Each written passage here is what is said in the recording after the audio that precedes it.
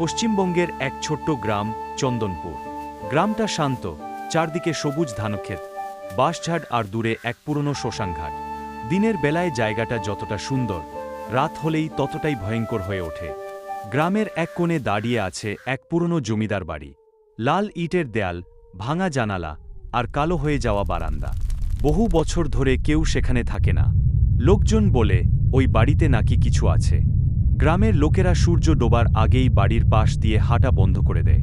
কারণ রাত নামলে শোনা যায় পায়ের শব্দ, কান্নার আওয়াজ আর কখনো কখনো এক নারীর ফিসফিসানি। অর্ণব শহর থেকে এসেছে। সে একজন লেখক, ভুতুড়ে গল্প লিখতে ভালোবাসে। সে গ্রামে তার দাদুর বাড়িতে কয়েকদিন থাকার সিদ্ধান্ত নেয়।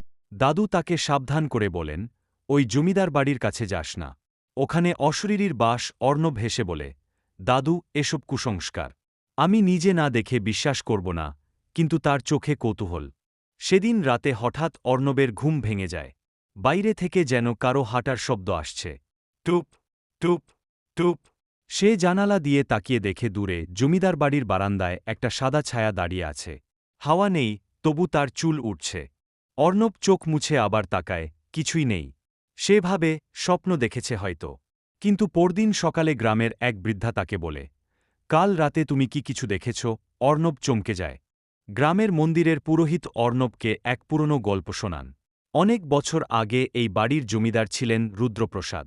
তিনি ছিলেন অত্যন্ত নিষ্ঠুর মানুষ। তার একমাত্র মেয়ে মৃণালিনী খুবই সুন্দরী ছিল। মৃণালিনী প্রেমে পড়ে গ্রামের এক দরিদ্র ছেলে।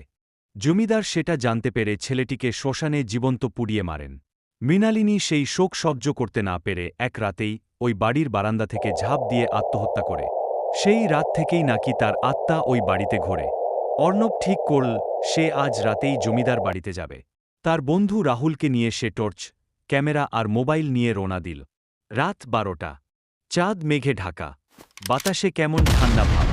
বাড়ির ভাঙা গেট ঠেলে তারা ভিতরে ঢুকল। হঠাৎ এক ঠান্ডা বাতাস বয়ে গেল। ভেতরে ঢুকতেই দরজা নিজে থেকেই বন্ধ হয়ে গেল। ধাম! রাহুল ভয়ে কাঁপতে লাগল। অর্ণব, চল ফিরে যাই।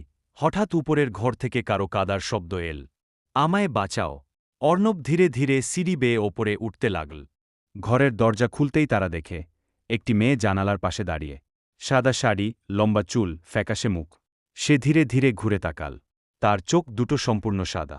রাহুল চিৎকার করে অজ্ঞান হয়ে গেল। মেয়েটি অর্ণবের দিকে তাকিয়ে বলল, তুমি কেন এসেছ?